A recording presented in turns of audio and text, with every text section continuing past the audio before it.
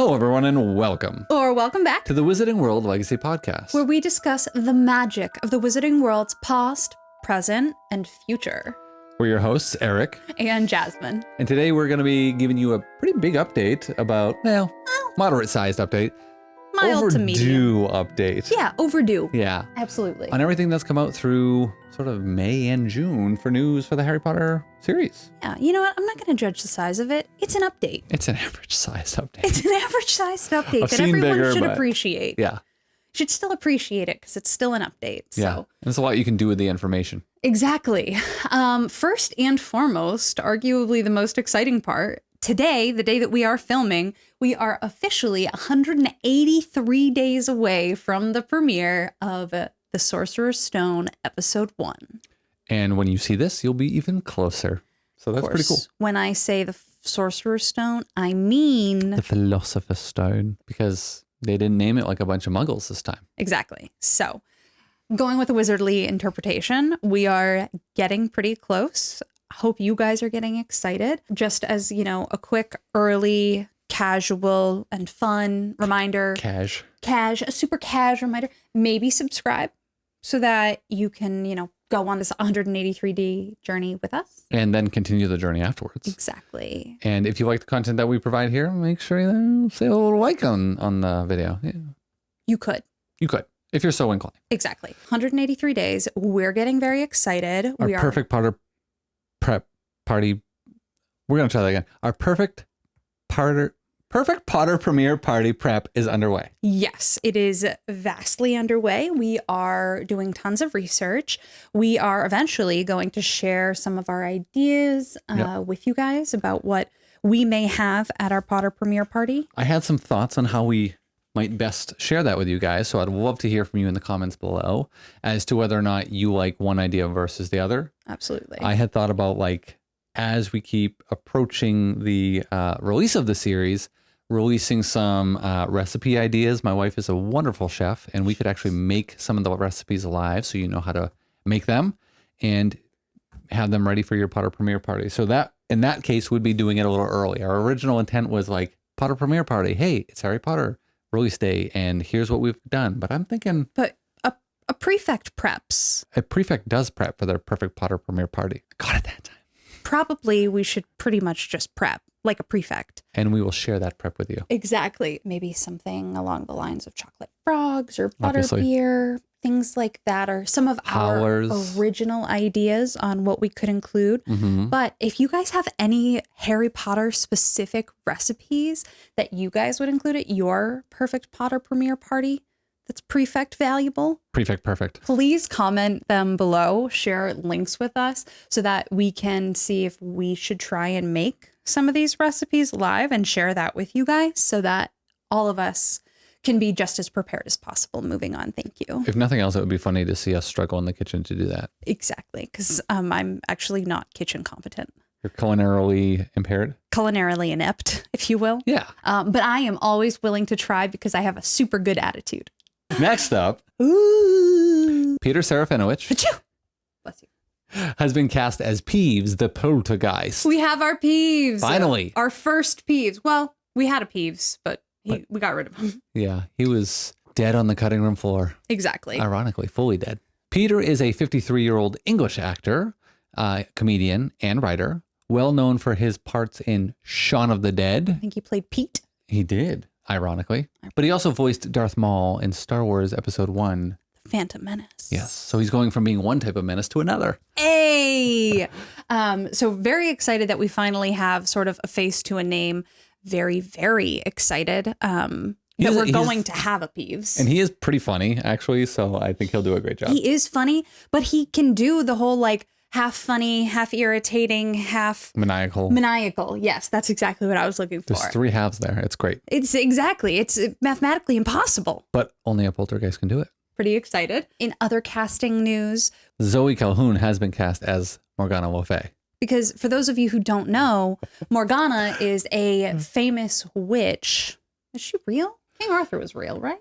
It is called The Legend of King Arthur. Okay, so King Arthur's not real. Kind of upsetting. But so King Arthur, the real man, had a Arthur half-sister. Pendragon had a half-sister named Morgana Le Fay. And she is the famous enemy of Merlin. Merlin. Exactly. That's what I wanted mine to sound like, but it didn't. So these very real people. As in Order of Merlin. Exactly. As First in class. first class. Yep. Third class. Ugh, Not even in the class. idiots.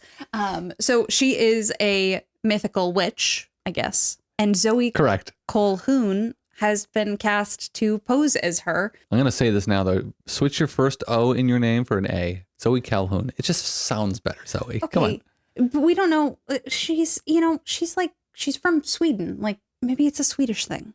She's Anyway. British Swedish. Yeah. She's British Swedish. Yeah. There's a lot of Well, they spell issues. all sorts of things wrong in Britain. Yeah. Color has a U in it. Color. Favorite. Yeah. No, stop that. Ali- Knock it off. So she is an actress. I She's can that. tell you her height. I could tell you her weight. I could also tell you her various measurements. Could I tell you her age? No. Yeah, it's weird that you have your cup size published and not your age. Yeah. Like, I know what size bra to get you, but I don't know if I should see you in it because it might be inappropriate based on your age that I don't know. Right, exactly. So it feels like to me, that's interesting. The information I did find says that she can play roles ages 20 to 30. So that's the range I'm working with for now. Which, depending on your standards there, I mean, they used to have like 30-year-olds playing high school kids. Right. Like, Glee had, well, yeah, I'm not even talking about Glee. Earlier than that, you had, like Corey and Topanga. oh, Why can't I think of what it's called? Belle? No, it's Saved not. by the Bell? No, it's not Saved by the Bell. It's Boy Meets World. Boy Meets World. Thank you. I Yes. was going to say, somebody leave it in the comments below. No. I got it. Guys, I got it. Relax. She did got it. Relax. But I'm actually really excited about Zoe. She's not gonna I'm imagining she's not really gonna be it. She's just gonna be the moving person on the card because in the books, Ron pulls a chocolate frog card and he says, I've got Morgana again. I've got about 6 of her. but in the movies, He says that comment about Dumbledore. Professor Dumbledore. We're gonna be, I'm hoping, just a little more accurate this time. So she's gonna be on the card. I don't think it'll be a huge role, but She could have a portrait in Hogwarts. she could. Her gaze is a little intimidating. Yeah, the middle picture, a little intimidating. The left picture, a little sexy. Yeah, The right one, just more playful. just really. more playful, just innocent.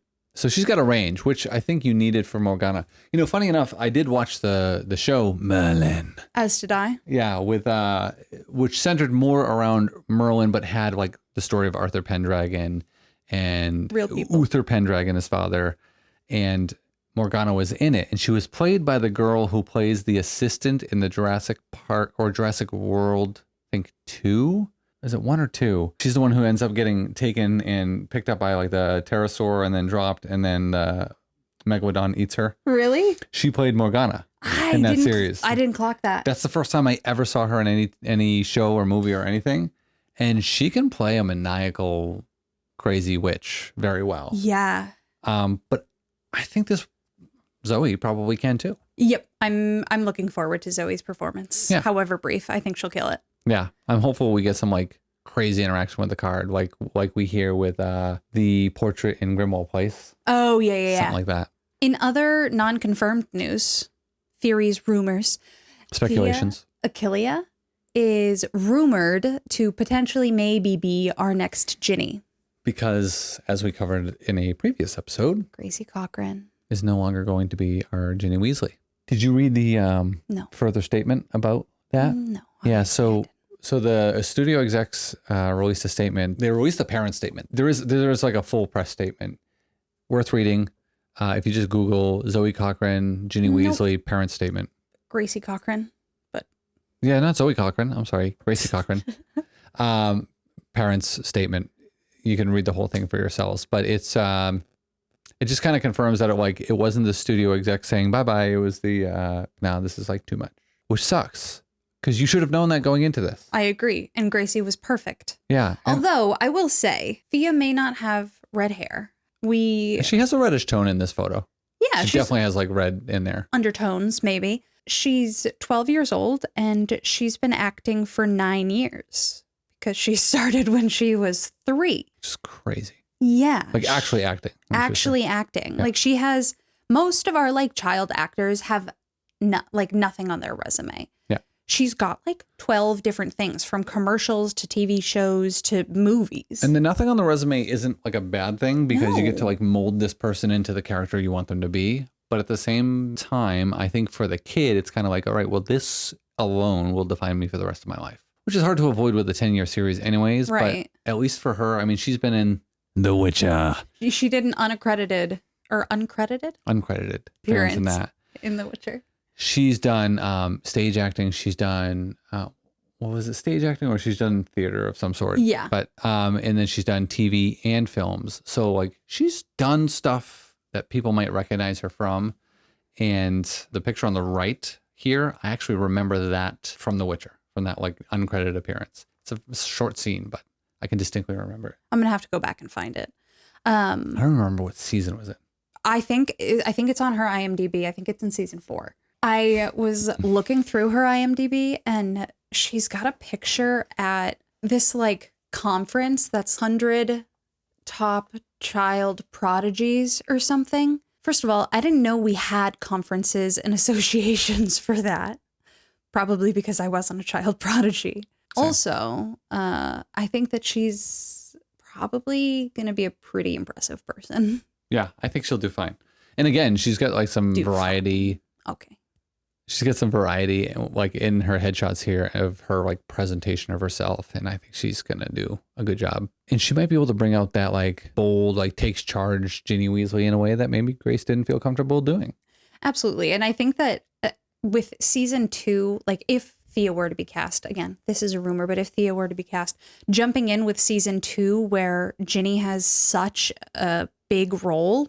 You need somebody who's ready to take it on. Like, exactly. It's head on. Like it's very dynamic, sort of act being possessed is act complex. Being possessed, act being scared, act being like dreadfully confused about what is going on, thinking you're going insane. Like there's so much That's a lot. depth to Ginny's character. And Yes. Yeah. It's a lot of depth. So I think someone who has that kind of experience would do really good at that. Really well. I agree. I concur. Concurrence. A little factoid that I recently learned: when the first trailer was released for the upcoming TV show, within 2 days, it became the most viewed trailer that HBO has ever had. Ever. Which for me was one, like, impressive. You got to remember, like, Game of Thrones is a thing. HBO has done Game of Thrones and had 6 really, really successful seasons. Right. They did Game of Thrones. They've done Last of Us. They've done. Oh my gosh. Yeah. they've Last done of Us. Big series. And even still, like, even if it's not the most watched series, some of them have been really controversial. Like The Last of Us, people were really up in arms about season 2, knowing whether or not it was going to remain like plot Game accurate. And a lot of people thought it wasn't. So if you're talking specifically about the most watched trailer, some people might be like, oh, well, that's kind of a stupid accolade. It's a trailer. Who cares? It actually kind of does matter, because that shows the interest in it. And so even if people are interested in a negative way, they're just watching the trailer to dump on it, which I think some of that's probably the case, because so many people have been. Some of it, but I don't think it's a majority of it. No, I think the majority are people who are genuinely interested to see if this is going to be a good thing. And you saw a similar thing with The Last of Us. People were like, okay, are they going to do this right? Is this going to be as huge as we are hoping it's going to be? Because they did a decent job with season 1, but started to take some turns we're unconfident about. We want to make sure it's not going to keep progressing that way next season. So how do we figure that out? See if there's any spoilers in the trailer. Exactly. So it does matter. Like, it's an important Absolutely, milestone. it does. And I do think that they're doing a pretty exceptional job with the marketing of Harry Potter so far, because like people who aren't traditionally into like shows like Harry Potter, like my younger brother, he is never really taken an interest in any of the fantasy or nerdy worlds that I tend to find myself getting into. But he has been talking about like how he has been seeing all this content on Harry Potter on his TikTok feed and on his Instagram, and how he's actually excited to see the series, which I am thrilled to hear. So I think that they're doing a pretty great job in getting in a lot broader audience than I kind of originally thought we might have. And the more you think about it, like the more you think about who could be attracted to this series. I mean, you've got like your old school Harry Potter, readers and watchers and lovers of the series. And obviously the vast majority of them are going to come and see this. You've got your few that are like, no, you cannot betray the original Harry Potter. You can't betray that. I grew up with that. This is all it will ever be. And that's fine. I mean, I hear you on that, but also. Right. I'm a little bit in that camp, Right. spiritually here. Yes, with Robbie. Yeah. But if you really like the series, don't you want it to carry on a little bit? I don't know. Seeing it in a new way with new technology and new things available to make it as true to the books as possible may not be a bad thing. I think it's taken us a while to get there. Yes. For sure. But seeing it presented in this way could be pretty cool. And there's other people who are going to be attracted to it too. You got like new Harry Potter fans that like, oh, I haven't really heard of that series because I didn't grow up with the books. Some What's it people about? are just interested in it because of how technologically, like. So that's where I was going to go next. Yeah. And that's like multifaceted. You've got the people who are like cinematography nerds who are like, oh my God, I wonder how they shot that. And they're going to watch all the behind the scenes and that stuff. You've got like animatronics nerds who are like, oh my goodness, that owl isn't even real, but it looks so real. And the rat is doing all these things that I wouldn't think you could do with a little animatronic. And yeah, I mean, there's so much to it that's like just very interesting. And I think this is like another genius part of the marketing. We got to see a lot of that in that behind the scene documentaries thing. Yeah. Yeah. So it's just like, it's bringing in so many new people to the franchise. And I'm really excited about it. Yeah, I'm pretty stoked. It'll be cool to hear the vastly different perspectives. Some people are going to watch it just because of how much money has been invested in it. Yeah, like this is a multi-billion-dollar franchise. It must be good, and I'm going to at least give the first couple episodes my attention because there's no way it's going to be crap, right? Right. You would hope. Yeah, I know, right? That'd be a really expensive mistake. Anyway, we've covered our casting updates. Now we're going to move on to from the cast. So some of our cast mates have recently, had interviews, starting with Nick Frost, who's going to be playing our Hagrid. He recently said, I've tried to take what Robbie did and honor that, but I've also got 8 hours here, each series, while Robbie had 2.5. There has to be a bit more to him. So he's from Bristol. He's nice, a bit quiet. Frost also added that he drew in part from his uncle named Emmy, who never grew up as a child because he was diagnosed with scarlet fever in the 1950s. So sorry, Emmy. But he also has drawn inspiration from Michael Clark Duncan's huge, violent, but childlike character in the Stephen King adaptation of The Green Mile. Which is interesting because that's the giant man of color who is very like childlike, but wouldn't make me think of Hagrid whatsoever. He's American, number one. He doesn't have a British accent and fits none of the visual descriptors. And is childlike in a didn't continue to develop sort of way versus like childlike heart. That's okay. That's a weird place to draw from. Nick went on to also say, some people won't like it. They'll go, not my Hagrid. And that's all right. But is it? I don't think so. I'm just not so sure about that. There's always going to be people who are going to come to you with the whole, not my Hagrid, because it's not Robbie Coltrane. And fair enough. 100%. Totally fair. In my opinion, other than the mild height discrepancy, which I think they did a really good job with, quite frankly, he was a perfect Hagrid. Yes. I think he was everything we would have imagined Hagrid to be. And I want to support the like self-assurance.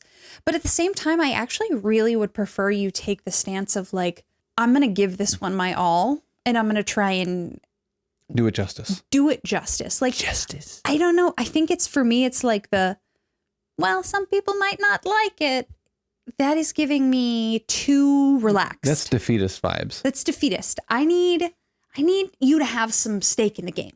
Hagrid plays such an important role in the series. He's a father figure for Harry. He's the first person to introduce him to the magical world. He's a huge defender of Dumbledore throughout the series and of Hogwarts itself, physically at times. Hagrid's importance cannot be understated. He's literally a huge part of the story. Literally. So I just need you to take that seriously and work towards it. And again, I want you to be self-assured, and I don't want someone saying something mean to bring you crumbling.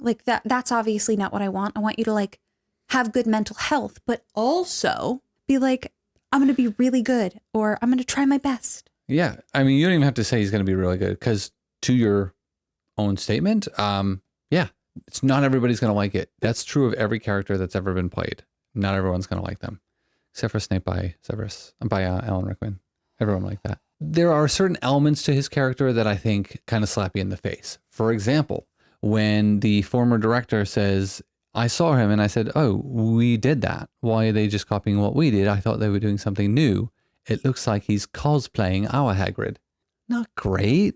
Not great to say, like, because obviously if you're cosplaying their Hagrid, not just copying their Hagrid, but cosplaying, it's like you're kind of doing like a Walmart special. Like not. No one really likes those. Yeah, not the original. And I don't disagree with that sentiment. Because we've got a lot of similarities here. We've got a lot of similarities, but I think the differences are in the most important places and for all the wrong reasons. Looking at the hair, because everyone's commented about the beard and the hair. The beard is longer, sure. It could have been made more wild, but unfortunately it actually seems more tame. Mm-hmm. The hair, and bear It's in like mind... curled and coiffed. Yeah, bear in mind, Hagrid on the left, Robbie Coltrane, his hair is kind of like a little bit kept, because this is kind of a mixture of like he's keeping himself ready for Madame Maxine as well as like his general appearance. Right. Like it's not as wild as it gets sometimes in the series. For sure. But even still, it seems real. It seems like this is his organic, fluffy kind of hair. Right. Whereas Nick Frost looks like a wig that was superimposed into his like classic comb over. Why do I see a styled classic comb over that just happens to be long with a Walmart beard? I don't think it's great, but thinking about the region of the beard, there's other problems. Yeah, playing spot the difference in these. In these images. In these two images, there's one thing that I personally have been having a really hard time with. Before you even get to that, I'm just going to say one major difference. The left, to me, screams gamekeeper. He's got all sorts of stuff on his belt, all knickknacks and things ready to go. The guy on the right screams trying to be a polished tramp. I'm homeless, but I don't want to totally appear homeless. Yeah. In 1980s Britain. The thing that I'm really struggling with is emphasized in these pictures. In all of these pictures, this is the Nick Frost that I think most of us thought were being cast. I think this was the Nick Frost that was cast. I think you're probably right. So a lot of people know Nick Frost looking like the top right image. You know, he usually had the glasses. He had a little bit of a beard. And he had cheeks. And he had cheeks on under that beard. He had cheeks. And the thing that always made him look so jolly was his cheeks. And his cheeks. Even in the bottom right picture where he's actually lost a bit of weight, he still has cheeks. Right. I'm a healthcare provider. I'm not going to tell you to put your health at risk to play a part. No. Although historically that has happened forever in Hollywood, on both ends of the spectrum. Way, way, way too thin, way, way, way too heavy, or just rapid swings in both directions. Right. Not good for you. I'm not saying that. No. But I am saying it's 2026. Makeup prostheses are a thing. Mm-hmm. And if you have no cheeks at all, I think you might have lost them using certain medical tools. Medications. Yeah. That cause you to not just get rid of the fat in the face, but also the muscle in the face. Right. And again, I am very happy for Nick, and I am sure he feels great. Super happy for that. I need the makeup team to give him fucking cheeks. Because you can't be a jolly half giant. He keeps going on and on about being childlike. No. You know what children have? Cheeks.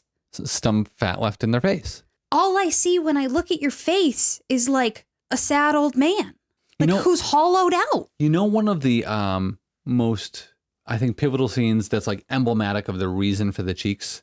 There's a scene where Hagrid, first off, this first scene in the movie where Hagrid's dropping off Harry and he sniffles and he kind of like wipes his face and you've got the rosy red cheeks sticking up over the beard. And it's just like, it accentuates that childlike innocence there. Yeah. And then there's other scenes like where he's upset and the kids are consoling him and stuff like that. And it's just like those rosy cheeks that are puffy they're really kind of like in your face because he's sad and so he's been crying and so he's obviously Aragog's funeral. Yep. Oh, Farewell, Aragog. Aragog. Though your body will decay. Yeah. It's just like, come on, makeup team. I don't like. Well, you're playing the character too, so say something about him. Like Right. he was very excited and said that he researched the part, read all about the part. Like he was excited to do this.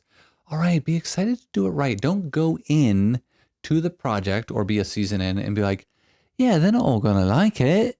I'm all right with that. How about a little bit more, bud? How about I'm not gonna be able to please everyone, or just don't comment on but it. I'm doing my best to give you the Hagrid that I think this series deserves, and I'm going to really try to smash it out of the park. I just think and understand how important this role is, and I'm very excited to give it all I've got. Yeah. End of sentence. But as the guy in the makeup chair, because he's getting makeup done, just like, I think we could go a bit larger in the cheeks. You know, I've lost weight and I'm proud of that, but Hagrid has not. Hagrid's still got. Also, give him a little belly. I know. Go Dude back doesn't to have that. a belly. Yeah. Like, he looks slim. Like, Right. Look at Robbie Coltrane Big belly. And, pushing out over. and Robbie Coltrane did have a belly, but they filled him out a bit more too, because he had to be a giant. Right. Pillows, guys. Pillows. And I can't see. The issue is, I can't imagine we're doing this stuff in post. Like, we're not We shouldn't stuffing be. Nick Frost's shirt in post. So, like, It'll look like crap. it would look like crap. So this is why I'm so concerned, and why the cheeks and his belly. Hagrid's supposed to be a big boy. I'm not Yeah. getting big boy vibes. Jinx. Anyway, So we're not, again, trying to shit on no, Nick really Frost great here. work. we hope to see that he's done a wonderful performance. Yes. But some of the things that are going to take away from the quality of his character is going to be his physical portrayal of that character, which will be influenced by how he is proportioned. In other news, Catherine Parkinson recently said in an interview with People magazine, I have found those young children just completely enchanting, which is a relief because I'm probably going to be with them for a really long time. I haven't done much yet, but I do a lot more in the second series. So yeah, it's a great set to be on, and I love my costume and my wig. I think her costume design has been pretty good. I was surprised to learn on the surface that she needed a wig because she has the perfect red hair already. Right, it's curly and red. And not just like maybe extensions or something like that to sort of fill out the volume a bit more. Right. We've talked about this. They use all sorts of stuff. I think the one thing about her costume that like borderline concerned me was how like perfectly curled her hair was. She was remarkably put together for a woman that's described as a dumpy little woman. Dumpy little woman. Yeah, by Vernon. Who has Dumpy the little balls woman, to eh? call anybody dumpy. Oh gosh. Yeah. Vernon Dursley. That dumpy woman from the train station last year? Although now he's daddy, so. So maybe he can call her dumpy. I don't know. In other news, MinaLima has brought to our attention An immersive tabletop board game. an immersive tabletop board game. Defenders of Hogwarts.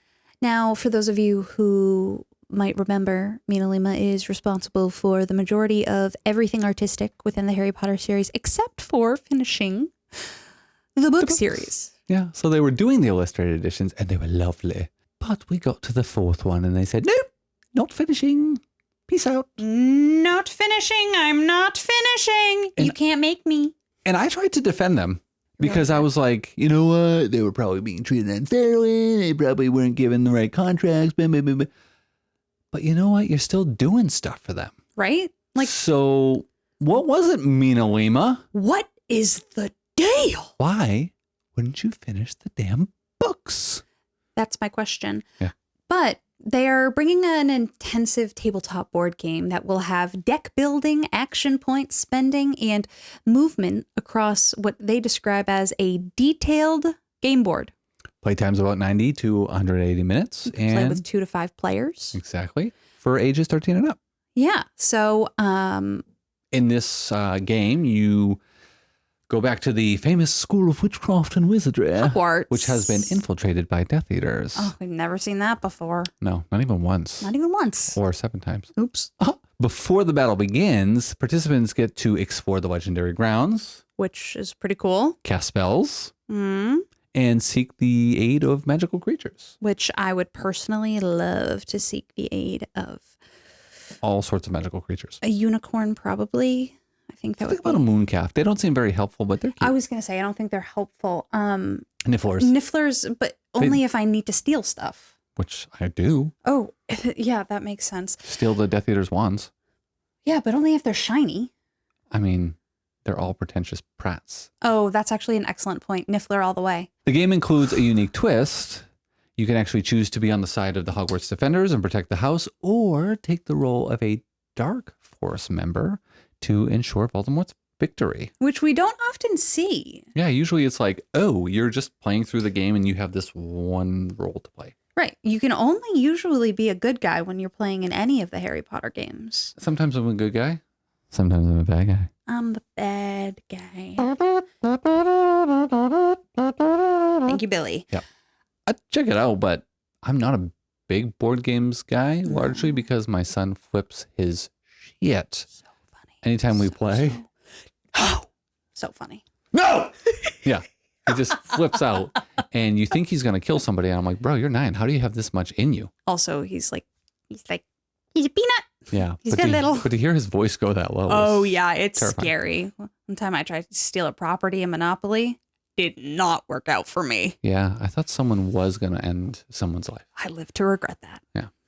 Sorry, Cooper. In any case, it looks like a interesting game. I'm going to check it out when it comes out in one fashion or another. I just don't know that I will really play it too much because I'm going to be too busy with the show. And hopefully Hogwarts Legacy 2. Yes, which we still haven't got any release date. A lot of people thought at the State of Play it was going to be announced. Right. Everything suggested that some sort of development announcement was going to be officially made. Nope. So if you were hoping for news this year about Hogwarts Legacy 2, it doesn't look like we're getting it. And the whole Stop hoping. yeah, and the whole rumor about An integration? yeah, it releasing at the same time as the show, it's literally not possible at this point. No, it's not. Yeah, we kind of suggested, I think our last episode it probably wouldn't happen, but we hoped. We had hope, and that was our bad. Yep. For sure, our bad For hoping. won't happen again with Hogwarts Legacy 2. No. But still, am I gonna buy Hogwarts Legacy 2 and take a week off of work to play it? Yeah, obviously I'm gonna do that. Okay, don't. And come at hopefully me. by then we can play it in virtual reality in 3D and be inside of the game. It would be okay. I'd be okay. I'd with be that. okay with it. Yeah. Yeah, I'd be like totally fine. But that is pretty much all we have for you today. Yeah. So thank you. Just thank you. Yeah. We're sorry we didn't have an episode come out for like a month, but life gets hectic and we're getting into the summer, end of the school year for my kids. Jasmine just passed like a boards exam, which is pretty dope. It's not like boards. Boards is A certification exam. yeah, it's a certification. It's hours long. It did take more than an hour. But yes, unfortunately life happened.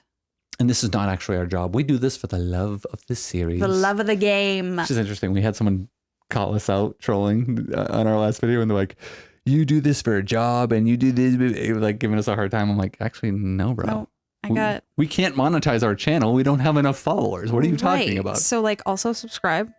High key. And we definitely don't do this for a job. I could not spend that much time with Eric. Are you kidding me?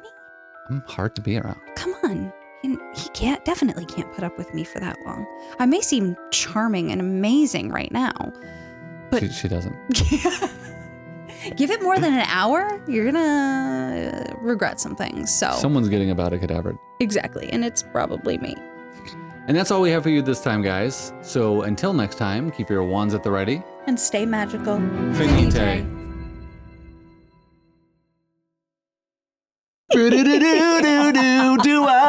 And that's it from our sponsors. Bye. Bye.